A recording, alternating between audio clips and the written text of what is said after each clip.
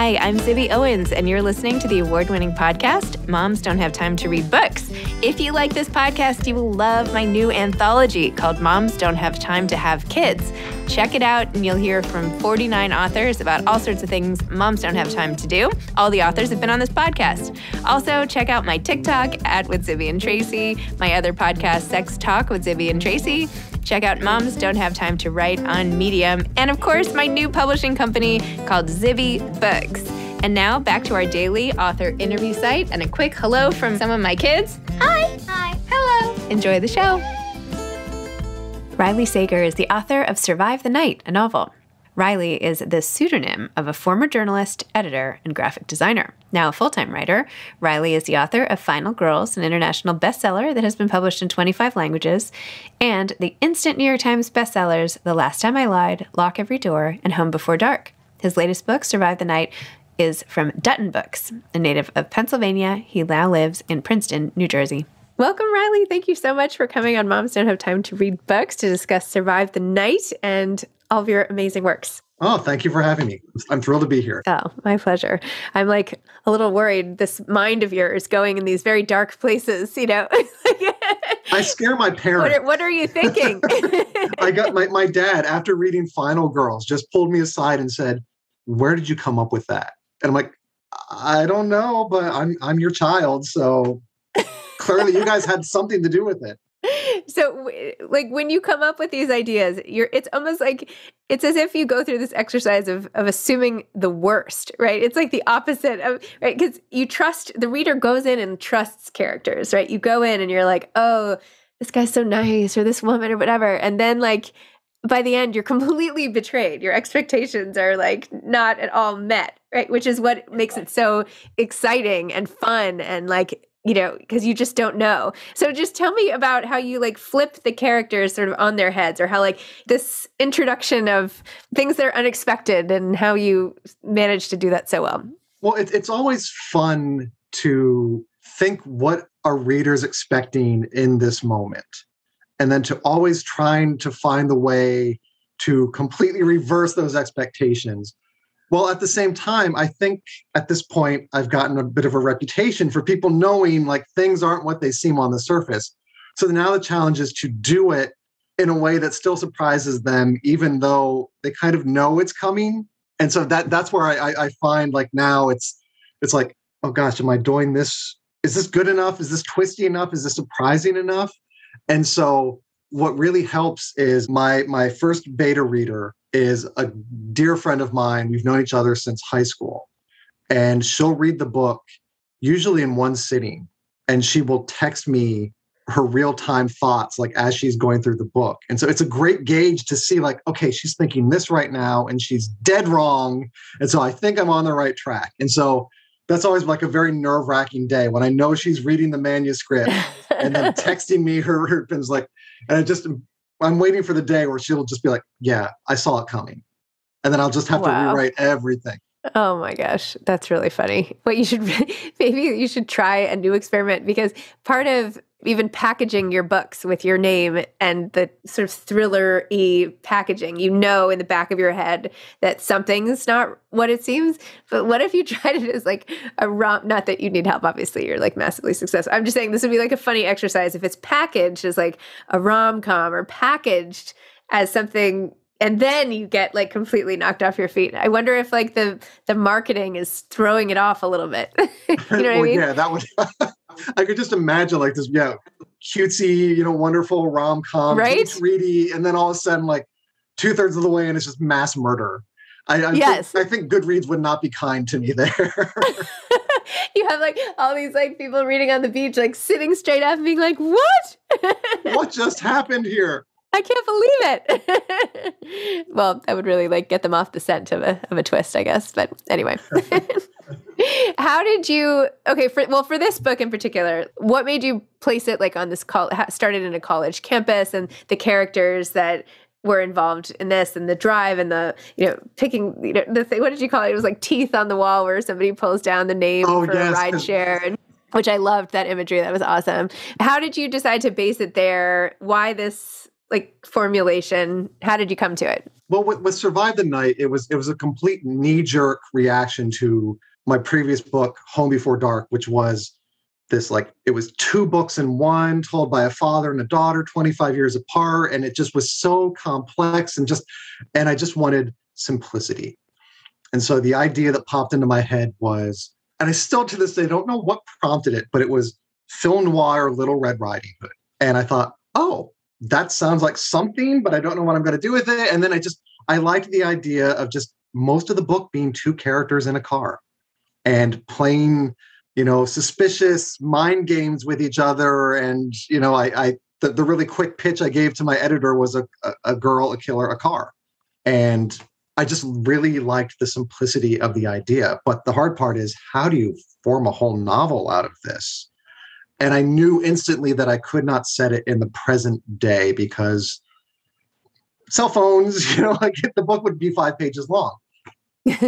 And so I chose to set it in the past, but in the past that a lot of us can still remember and are still familiar with. Like, I was a senior in high school in 1991, which is when the book takes place.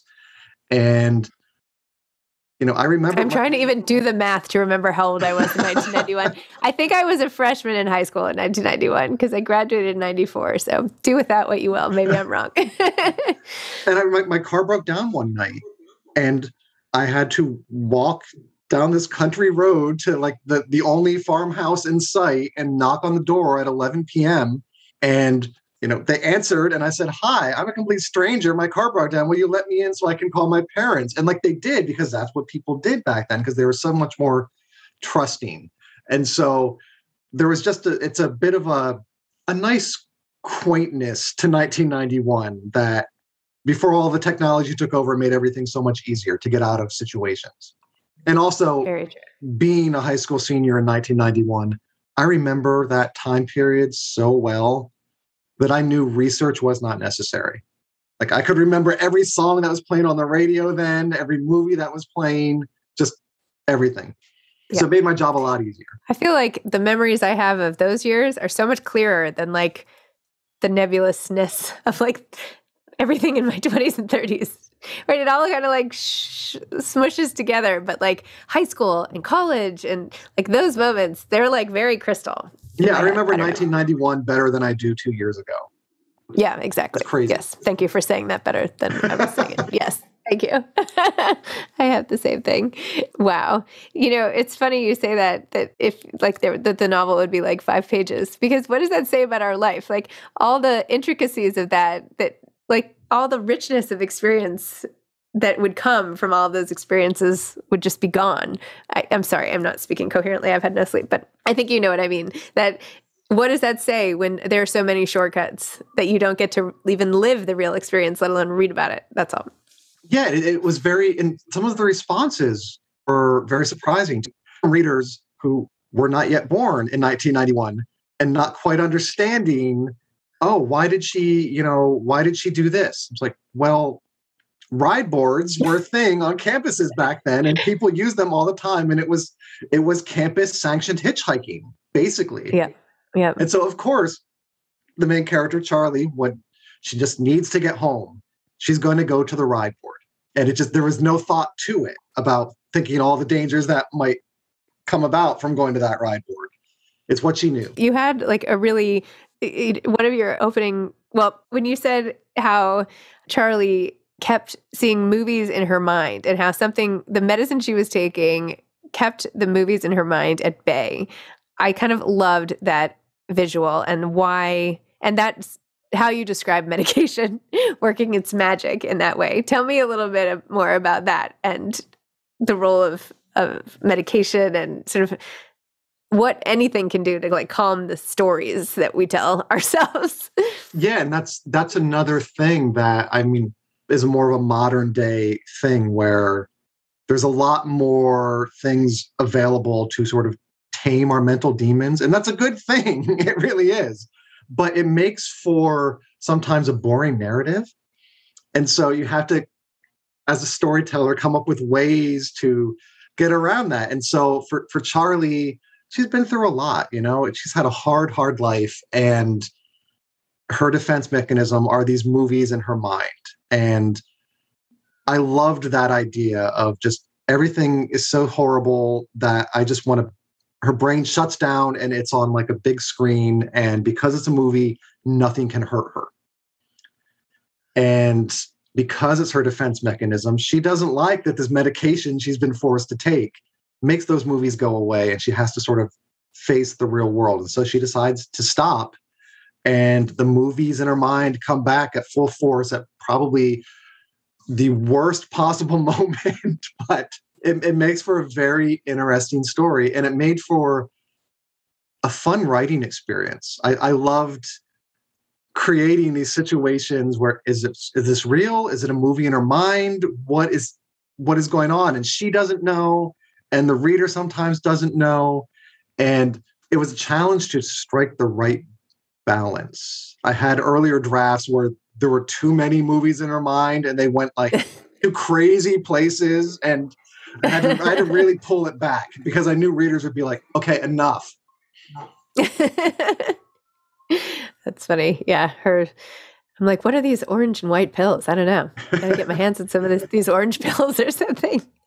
But you also, I like, not that I'm in any position to do this, but I taught this random little writing class last night about what I like to read and like what I think makes a good book. And one of the things I said was how much I appreciate great opening sentences for every chapter, because I think that you have to like continually re-engage the reader, right? Like each chapter has to start with something just as captivating as the beginning of the book.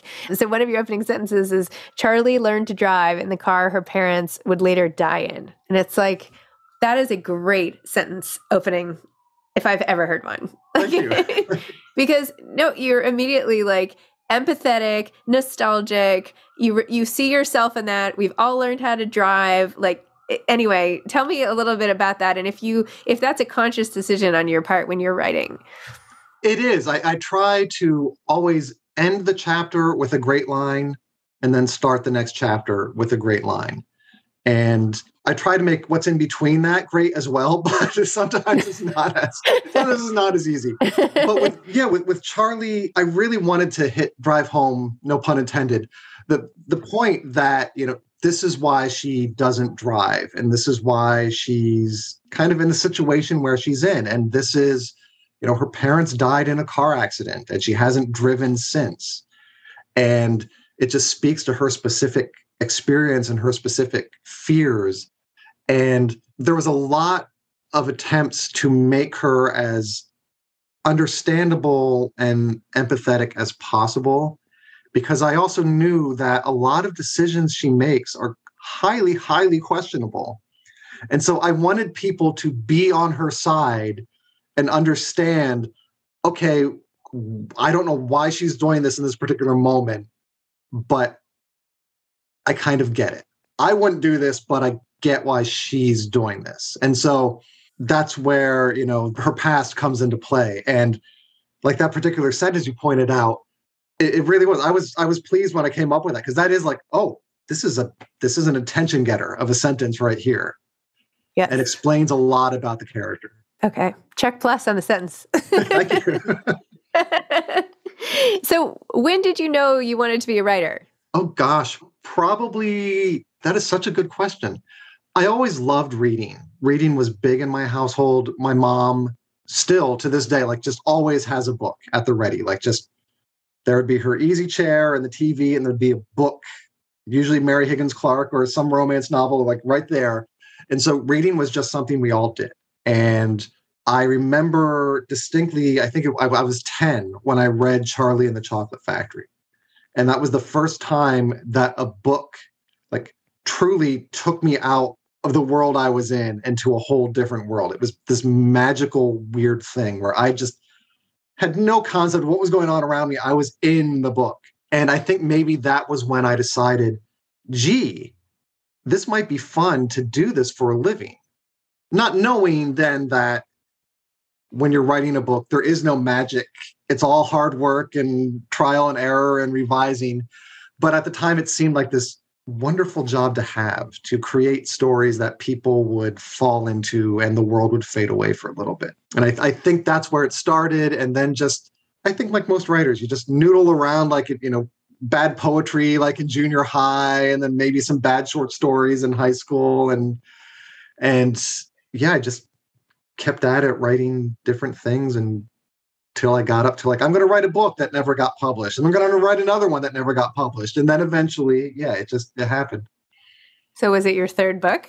Your third full form book that sold? Yes. Yeah. And it's lucky third try. Yeah. And then is it all you dreamed? Or when you were it's weird. Sometimes it's more than I ever dreamed. And then sometimes it's like, wow, the reality is not what I thought it would be at all. And so it's a very strange feeling sometimes, where I've been fortunate enough to have some situations that are just truly surreal that I never thought would happen. Like Stephen King tweeting about my book 6 months before it came out. Like, who thinks that would ever happen to them? And then like the next week, I was just sitting at home on my couch, just flipping through Entertainment Weekly. And there was my book in Entertainment Weekly. And they were talking about how Stephen King tweeted about it. And I just I really, part of me just wanted to like kind of smack myself and be like, wake up, wake up. But no, it legitimately happened. I still can't wrap my head around it. Wow, that's so exciting. It's I wonder so if weird. I wonder if that's how everyone feels when like all this great stuff starts happening. I mean, I always used to think like, oh, famous people and like that, they would just be a different type of person, right? That like, of course they would like win an Oscar or whatever, but I'm realizing that's completely not the case at all. Like, it's just like everybody else is still just going about their day. And then they have like a massive bestseller or something amazing happens, or anyway, you're still just on the couch, like hanging out. Yeah. Like it really is. Like I'm still, tonight I'm going to have to cook dinner, and tomorrow I'm going to have to, fix this broken shelf that I didn't get to for the past week and a half. And so it's normal life. And then there's kind of just beyond it is this whole other plane of existence. And it's very strange. It's very surreal. I was literally like, I had to go to the Hampton Inn. Don't even ask for this thing for my son. Anyway, and I had all my other kids, and I literally am holding like 57 bags, like wrapped around my neck and hanging off my arms. And I'm at the elevator, and my older daughter, I have her carrying like 57 bags too. And I just looked at her, I was like, do you think Reese Witherspoon has to do this? Like, is this what this is? Like, there must be a better way. We can't even get the luggage cart to like come up and help us fill in a person, So anyway, my thoughts on fame, but end of story. I bet she does. I bet she seems like the person who would be like carrying like the 20 bags around and still being like as chipper as hell about it all, and just being like, hey y'all, I'm carrying 20 bags. And yeah, that's true. Doing a little dance. Whereas I would be like, this is terrible. Like screaming at everybody. Oh, well, it becomes funny later, but in the moment, I'm not always having the best sense of humor about it. So what are you working on now? My next book is finished, and I'm so excited about that, because normally this is a time of year when I am scrambling to meet my deadline, whereas like this is the room I write in, and that's the chair I write in over there, and oh, it's beautiful. And so now I'm like, oh, this is nice. I'm relaxed. I'm wearing like real clothes and not like sweats and like a Mickey Mouse t-shirt and like guzzling my third cup of coffee of the day, just being like, I must write 2,000 words today. So it's so much more relaxing now to have like the book done. And for that, and this is so ironic, like it's because of the pandemic. Like writing got so much easier when I had no other social obligations whatsoever. I was like, I can't leave the house. I might as well just write. And the book got done so fast. So my next one is coming out summer 2022. And I'm taking a little bit of a break before I start diving into the writing of the next one. What is the next book called? It is called The House Across the Lake. The House Across the Lake. Oh, wait, I think I knew that. That was already on your website. I'm sorry. I did know that. I'm very excited. It's very Rear Window-esque. And and it's crazy surprise. Like there are bonkers twists in this book that, I cannot wait for people to read. So not only do I have to worry about everyone I get into a car with now, but now you're destroying lakeside comfort. Lake houses will be ruined for everyone. Yeah. Yeah, the whole market. No more Airbnbs rented out, and that's it. Do you have any advice for aspiring authors? Yeah, to just keep at it. It's really, really hard. It's such a tough business to break into, and it's even tougher once you've broken into it to like really succeed. And then when you succeed, it's tough to maintain it. So I always use the example, like, I love my agent. We are like the perfect fit. She's amazing. I was rejected 110 times before she accepted me as a client. And so that's crazy. That is some tenacity right there. But it's not easy. And so you just have to stick with it and believe in yourself and keep writing. Like, I think a lot of authors have like that 1 or 2 or 3 or more unpublished manuscripts in a drawer somewhere that it took them a while to find their voice and the right way to tell the story. And so it's a lot of stuff that you think is wasted time, but it ends up being valuable because you're learning from all of it. Awesome. Amazing. Well, Riley, thank you so much. This was fun. Thanks for chatting today. And now I'm very excited for your next book coming out next summer. Can't wait. Excellent. Thank you very much. I had a blast. Okay. All right. Take care. Bye. Bye-bye. Thanks for listening to this episode of Moms Don't Have Time to Read Books. Don't forget to follow me on Instagram at Zibby Owens and at Moms Don't Have Time to Read Books. Also sign up for my newsletter at zibbyowens.com and sign up for my virtual book club and meet lots of authors on Zoom every other week. Thanks so much to Steve and Ryan at Texture Sound for the sound editing. And thank you to Morning Moon Productions for providing this fantastic intro and outro music.